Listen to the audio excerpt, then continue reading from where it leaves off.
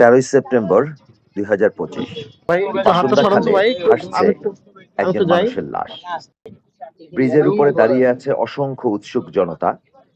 আসলে কারোরই কিছু করার নেই।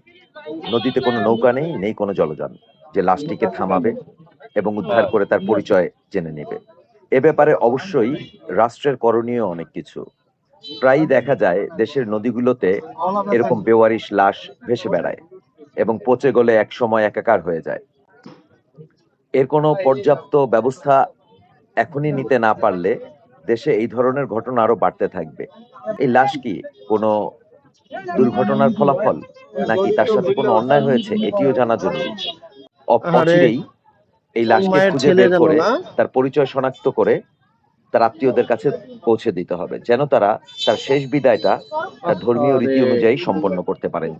মাথা উজলা দেখা যাচ্ছে না?